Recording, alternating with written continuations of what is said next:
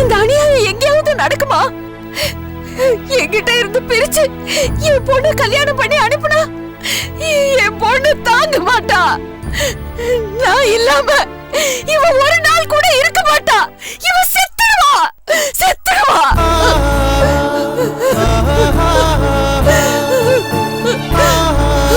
அந்த வேதனையில நானும் போய் சேர்ந்துடுவேன்.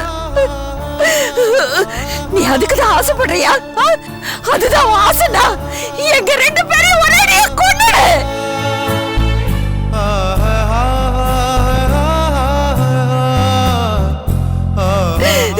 இப்படி எல்லாம் கொஞ்சம் கொஞ்சமா எங்களை சாகடிக்காத.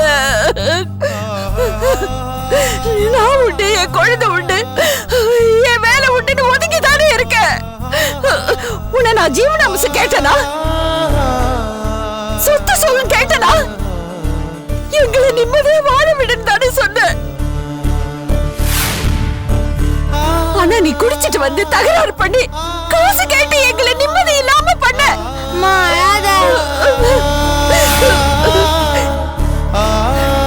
இப்போ கல்யாணங்கிற பேர்ல ஒரேடியா என் பொண்ணோட வாழ்க்கையை நாசம் பண்ண பாக்குறேன்.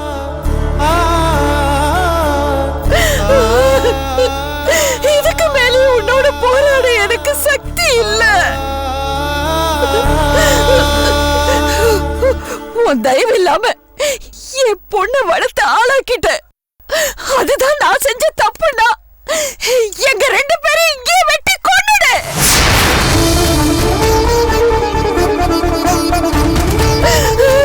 இல்லனா எங்களை நிம்மதியா வாழ விடு. உன் கால்ல விழுந்து கெஞ்சி கேட்டுக்கிறேன், எங்களை விட்டுடு.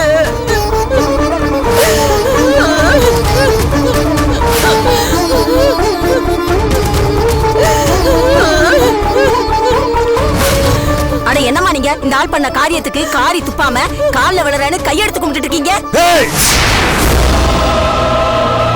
என்னடி மரியாதை இல்லாம பேசிட்டு இருக்க? யோ நிறுத்தியா. நீ பண்ண வேலைக்கு நேரம் நானா இருந்தா உன்னை விளக்கு மாத்தால வச்சு விளாசி இருப்பேன். இந்த அம்மாங்கிறதுனால உன்னை சும்மா விட்டுருக்காங்க. பவானி, இது கொஞ்சம் கூட சரியில்லை. இவர் உன் பொண்ணுக்கு நல்லதானே நினைச்சாரு. எதுவே நல்லது? இப்படி ஒரு பையனுக்கு என் பொண்ணை கட்டி வைக்க பாக்குறதா? இதெல்லாம் விளங்குமா? உங்களால என் பொண்ணு கேட்டு இதோ இந்த பையனோட வாழ்க்கை நாசமாகும். ஆனா இதெல்லாம் உங்க மரமண்டைக்கு உரைக்காது. ஏன்னா உங்களுக்கு எல்லாம் காசு தானே முக்கியம். சார், இவங்கதான் புத்தி இல்லாம பண்றாங்கன்னா நீங்களும் இதுக்கு சம்மதிச்சிருக்கீங்களே, இது தப்புன்னு தெரியலையா? தப்புதாமா, எங்களை மன்னிச்சிருங்க. நாங்க தான் உங்க குடும்பத்துல என்ன நடந்ததுன்னு தெரியாம அவசரப்பட்டு வந்துட்டோம். ஆமாமா, விவரம் புரியாம வந்துட்டோம். அதுக்காக உங்ககிட்ட மன்னிப்பு கேட்டுக்கிறோம். சார், நீங்க என்ன தப்பா நினைச்சுக்காதீங்க. உங்க பையனும் நல்லா இருக்கணும், அத மனசுல வச்சுக்கிட்டு தான் சொல்றேன். உங்கள மாதிரியும் என்ன மாதிரி ஒரு தெளிவான ஆள் தான் இவங்களுக்கு துணையா கடைசி வரைக்கும் இருக்க முடியும். இது சரியா வராதுங்க, விட்டுடுங்க. கண்டிப்பாமா, என் பொண்ணை நான் தான் வளர்த்து ஆளாக்குனேன். 2 பேருக்கும் கல்யாணம் பண்ணி வச்சா அனுசரிச்சு பொழைச்சிப்பாங்கன்னு இவர் சொன்னதை நம்பி நாங்களும் வந்துட்டோம். அது தப்புன்னு இப்பதாமா புரிஞ்சுது. சம்பந்தியமா, நான் சொல்றது போதும். மேற்கொண்டு நீங்க எதுவும் பேசாதீங்க. நீங்க ஒரு நல்ல அப்பாவும் இல்ல, ஒரு நல்ல மனுஷனும் இல்ல. அதான் புரிஞ்சிருச்சே. உங்க பொண்ணை இந்த அளவுக்கு வளர்த்து ஆளாக்குறதுக்கு நீங்க எவ்வளவு கஷ்டப்பட்டிருப்பீங்கன்னு எனக்கு புரியுதுமா.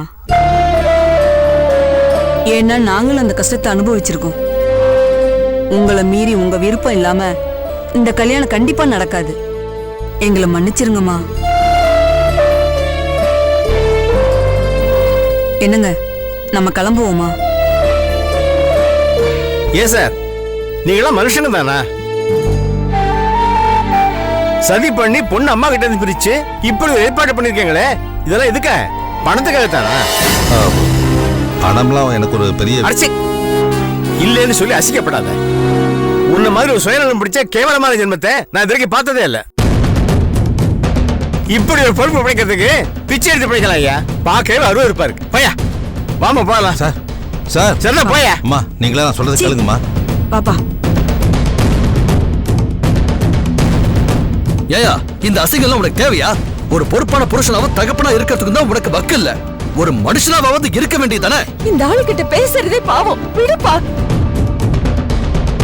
ஏண்டி இந்த ஆள் பண்ற தப்புக்கெல்லாம் நீ உடந்தையா இருக்கியே, உனக்கு மனசாட்சி உறுத்தலையா? இத பாரு, இந்த ஆளுகிட்ட சொல்லி வை. ஏற்கனவே ஜெயிலுக்கு போய் நடப்பணமா வந்திருக்க. என் பொண்ணு விஷயத்துல மறுபடியும் தலையிட்டாரு, ஒரேடியா போட்டு தள்ளிட்டு நான் ஜெயிலுக்கு போகவும் தயங்க மாட்டேன்.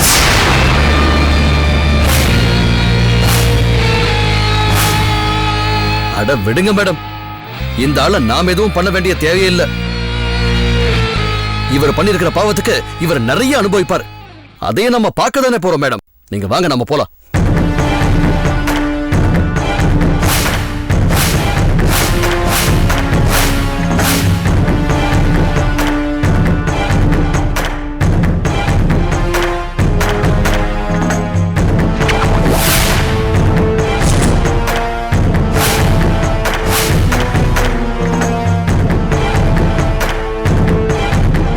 இப்படி ஒரு பொறுப்பு பிடிக்கிறதுக்கு பிச்சை எடுத்து போய்க்கலாம் ஐயா.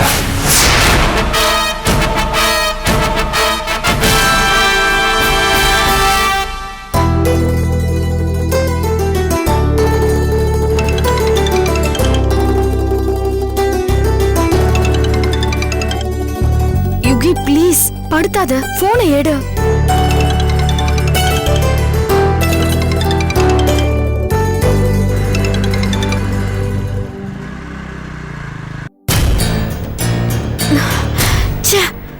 எத்தனை தடவை போட்டாலும் எடுக்கவே மாட்டேங்கிறான். அவ்வளவு பிஸியாவா இருப்பா?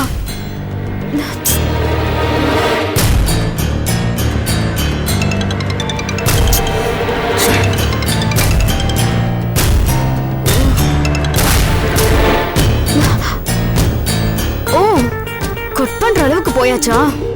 நீ எடுக்கிற வரைக்கும் நானும் விடுறதா இல்ல.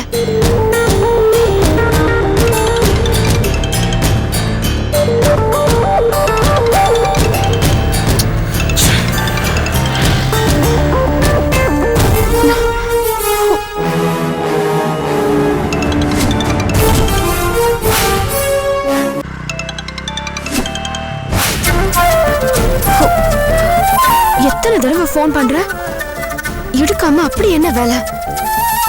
கட் பண்ணா விட்டுருவேனா?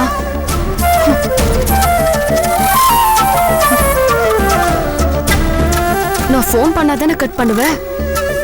உன்னை நேர்லயே வர வைக்கிறேன். Yeah? I got that message. Anyway, I will call you later. Okay. Sir, உங்களை பார்க்க தான் சார் வந்தேன். என்னம்மா? நியூ வேவ் ஹோட்டல்ல இருந்து கம்ப்ளைண்ட் ஒன்று ரெஜிஸ்டர் ஆயிருக்கு. அதான் மெயில் ஃபார்வர்ட் பண்ணிருக்கியே, யாராவது அனுப்பி வைமா. சார், எல்லாருமே என்கேஜ்டா இருக்காங்க. யுகி தான் ஃப்ரீயா இருக்காரு. அவர் அனுப்பலான்னு ஃபோன் பண்ணா கட் பண்றாரு. ஆமா சார், நீங்க ஃபோன் பண்ணாதான் எடுப்பாரு. ரொம்ப எமர்ஜென்சி சார். ஹோட்டல் அட்மின்ல இருந்து 4 தடவை மெயில் அனுப்பிட்டாங்க. ஃபோன்லயும் வேற சொல்லிட்டாங்க. யுகி கிட்ட நீங்க வேணா பேசி பாருங்களேன். அவன் ஏமா இப்படி இருக்கான்? வேலையில ஒரு இன்வால்வ்மெண்டே கிடையாது. அப்படிலாம் இல்ல சார், நீங்க ஃபோன் பண்ணா கண்டிப்பா ரெஸ்பாண்ட் பண்ணுவாரு. ஓ, ஹெட் ஆபீஸ்ல இருந்து ஃபோன் வருது. நீ ஒன்னு பண்ணுமா, அவனுக்கு கண்டினியூஸா ட்ரை பண்ணிட்டே இரு. லைன்ல கிடைச்சானா நீயே அவனுக்கு இடத்த சொல்லி அனுப்பி வை. இல்லனா 10 நிமிஷம் கழிச்சு நானே அவனுக்கு கால் பண்ணி பேசுறேன். ஓகே சார், எதுக்கும் கண்டிப்பா நீங்க கால் பண்ணுங்க சார். ஏன்னா நீங்க சொன்னாதான் கேட்பாரு. கண்டிப்பாம்மா. ஹலோ, மேனேஜர் கூப்பிட்டா நீ எப்படி எஸ்கேப் ஆகுறன்னு நானும் பாக்குறேன்.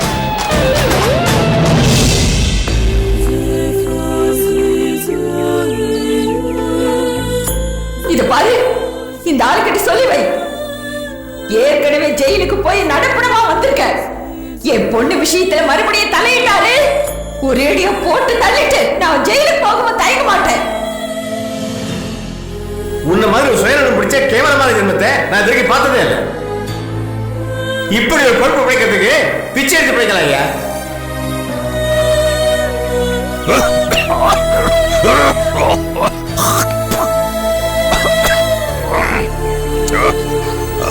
ரேகா, சாப்பிடுறது காரமா என்ன? உங்களுக்கு இது நல்லா இருக்கா? வீட்ல குடிக்கிறதே தப்பு. ஏதோ நைட்ல தானே பார்த்தா இப்ப பகல்லே ஆரம்பிச்சிட்டீங்களா? என்னடி பண்ண சொல்ற? அவளுக்கு நல்லபடியாக கல்யாணத்தை முடிச்சிடலாம் நம்பிக்கையோட இருந்தேன். ஆனால் எல்லாரும் வீடேறி வந்து அஸ்வினி பார்த்துட்டு போயிட்டாங்களே. அதுக்கு தான் கூடுகிறேன். இந்த கல்யாணத்தை வச்சு நான் எவ்வளோ பிளான் பண்ணி வச்சிருந்தேன். எவ்வளோ பெரிய இடம் முடியாது. மாயாவை கட்டி கொடுத்தா அவ்வளவும் நல்லா இருப்பா. நான் அவளும் லைஃப்பில் செட்டில் ஆகிடலாம்னு நினச்சேன். எல்லாத்தையும் ஒரே நிமிஷத்தில் வந்து கேட்டு போயிட்டா அவ. அந்த வேதனைய, அந்த அவமானத்தையும் மறக்கத்தான், அதை ஆத்திக்கத்தான் குடிச்சேன். நீங்க ஆம்பளை, வேதனைப்பட்டா குடிச்சு ஆத்திப்பீங்க. உங்களோட சேர்ந்து நானும் தானே அவமானப்பட்டேன். நான் என்ன பண்றது? ரேகா, நீ என்ன கோச்சுக்கிறதுல நியாயமே இல்லை. ஏன்னா இங்க அவ்வளவு வலி இருக்கு தெரியுமா? நடந்த இத்தனைக்கும் காரணம் அந்த ராஸ்கல் யுகேந்திரன். அவன்தான் அவன் என்னமோ பெரிய இவன் மாதிரி ஜெயில அந்த பவானியை காப்பாற்றி கூட்டிட்டு வந்து எல்லாத்தையும் கெடுத்துட்டான். என் திட்டத்தெல்லாம் நாசம் பண்ணிட்டான்.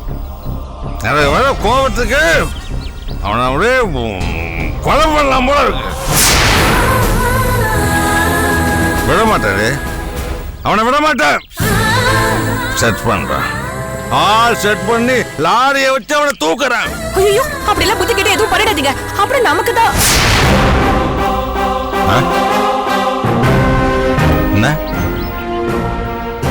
நீ அவ்வளவு பதற? நீ அவன் சேர்த்தியா? இல்லங்க, இங்க வீட்ல என்னென்னமோ நடக்குது. அதெல்லாம் சொன்னா நீங்க கோவப்படுவீங்க. என்ன நடக்குது? இது பாருங்க, நான் ஒரு விஷயம் சொல்லுவேன். சொன்ன கோச்சு கூடாது. நான் கோச்சுக்க கூடாதுன்னு நீ சொல்லக்கூடாது. நான் கோச்சுக்காத மாதிரி நீ சொல்லு. சொல்லு சொல்லு.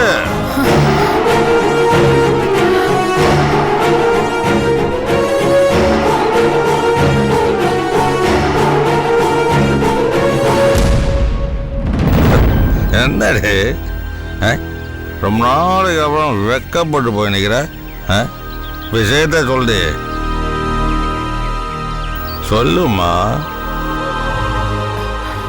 நான் உண்மையை சொல்லிடுறேன்.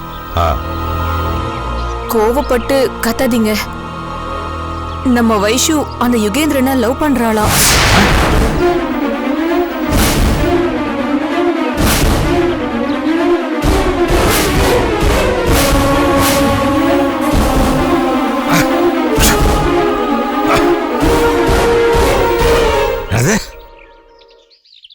லவ் பண்றாளா? அப்படியே மூஞ்சில குத்துறா தெரியுமா? யார நீ லவ் பண்றது? யாரு இந்த யுகேந்திரன்? யார? ஏற்கனவே என்ன அடிச்சு அசிங்கப்படுத்திருக்கான். இன்னைக்கு வீடேறி வந்து என்ன அவமானப்படுத்திருக்கான். அவனை இவன் லவ் பண்ணுவா? நான் கேட்டு சும்மா இருக்கணுமா? ஐயோ, தப்புதான், எனக்கும் புரியுதுங்க. ஆனா என்னடி ஆனா? இந்த விஷயத்தை நீ கேள்விப்பட்ட உடனேயே அவளை அடிச்சு கைய கால உடைச்சு உள்ள உட்கார்ந்துக்க வேணாம்? அவன் பல்ல உடைச்சிருக்க வேணாம்? அதை விட்டுட்டு அவ அவனை லவ் பண்ணான்னு பெருமையை பீத்திக்கிறீடி. அசிங்கமா இல்ல உனக்கு? ஏங்க, அவ நமக்கு அடங்குறவளா இருந்தா பரவாயில்ல. நாம உன்னை வேணான்னு சொன்னா வம்படியா அவ அதைத்தான் பண்ணுவா. பண்ணுவாடி, பண்ணுவா. ஆனா என்கிட்ட நடக்காது. தொலைச்சிருவேன். இந்த மாதிரி கர்மத்தெல்லாம் ஏத்துக்கவே மாட்டேன். அவன் எனக்கு ஜென்ம எதிரடி.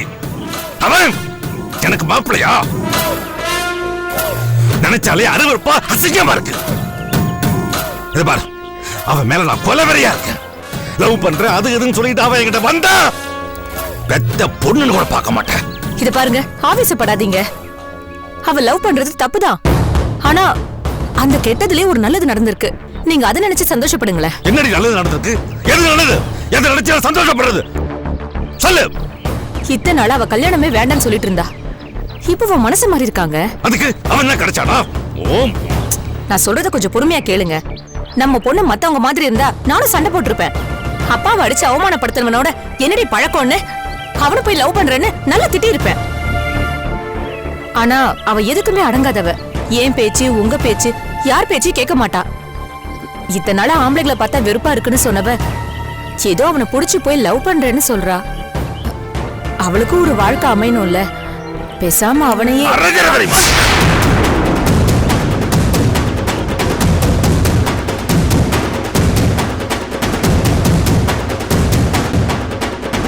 என்னடி அவனுக்கே முடிச்சதால கூசாம சொல்ற?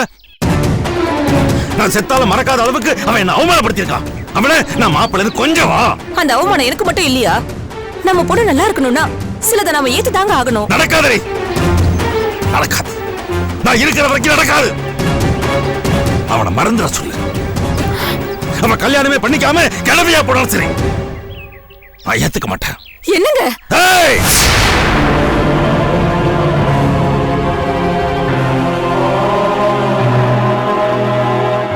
இனிமே பேசுறதுக்கு எதுவுமே இல்லை.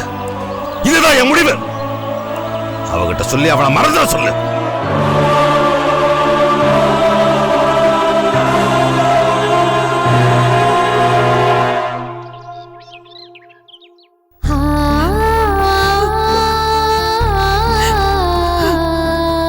மேடம், அதான் எல்லாம் சரியாயிடுச்சுல. நடந்ததையெல்லாம் ஒரு கெட்ட கனவு நினைச்சு மறந்துருங்க மேடம். எதுக்கு இப்ப தேவையில்லாம கண் கலங்கிக்கிட்டு இருக்கீங்க? நீங்க எதையுமே நினைக்காதீங்க, மறந்துருங்க. லேசில மறக்கக்கூடிய விஷயமா நடந்திருக்கு. என்ன ஜெயில தள்ளி என் பொண்ணு என்கிட்ட இருந்து பிரிச்சு, ஐயோ இப்ப நினைச்சாலும் மனசு பதறுதுப்பா. நான் ஜெயில இருந்ததுக்காக கூட வேதனைப்படல. எந்த நோக்கத்துக்காக என் பொண்ணு அந்த மனுஷன் கூட்டிட்டு போனாரு, அவ அவங்க கிட்ட மாட்டிக்கிட்டு என்னெல்லாம் கஷ்டப்பட போறான்னு நான் தவிச்சு தவிப்பு இருக்கேன். யாருக்குமே அப்படி ஒரு நிலைமை வரக்கூடாது. அழாதீங்க மேடம். எல்லா பிரச்சனையையும் தாண்டி உங்களை வெளியே கொண்டு வந்தாச்சுல. மாயாவியும் அவங்க கிட்ட இருந்து மீட் ஆச்சு. அதை நினைச்சு நீங்க சந்தோஷப்படலாம்ல. நடந்ததுக்காக மட்டும் நான் அழலப்பா. இனிமே மிச்சம் இருக்கிற காலத்தை இவ எப்படி கழிக்க போறான்னு தெரியல. அத நினைச்சாதான் பயமா இருக்கு. என்ன மேடம் நீங்க? மாயாவோட நிலைமை தெரிஞ்சும் அவங்க கை குழந்தையா இருக்கும்போது விட்டுட்டு போயிருக்காரு. அவருடைய துணை இல்லாட்டியும் பரவாயில்லன்னு நீங்க துணிச்சலா இருந்து நீங்களே தனியாளா இருந்து இத்தனை நாளா வாழ்ந்து காட்டலையா? இவ்வளவு நாள் நான் தைரியமா தான் இருந்தேன். ஆனா இந்த 23 வருஷத்துல இவ்வளவு வளர்க்கறதுக்கு நான் நிறைய கஷ்டப்பட்டிருக்கேன், நிறைய சவாலை ஃபேஸ் பண்ணிருக்கேன். ஆனா ஆனா இப்ப கொஞ்ச நாளா எனக்கு வர பிரச்சனைகள் எல்லாமே வேற மாதிரியா இருக்கு. ஒவ்வொன்னையும் கடந்து வரதுக்குள்ள நான் செத்து செத்து பொழைக்க வேண்டியதா இருக்குப்பா. என்ன விட்டுப்பா, நான் என்ன நடந்தாலும் சமாளிச்சுப்பேன். கொஞ்சம் இவ்வளவு நினைச்சு பாரு. 2 தடவை காணாம போய் திரும்ப கிடைச்சிருக்கா. ஏதோ உன்ன மாதிரி நல்லவங்க பார்க்க போய் பத்திரமா வீடு வந்து சேர்ந்துட்டா. ஆனா எப்பவுமே இப்படி நடக்காதுல்லப்பா.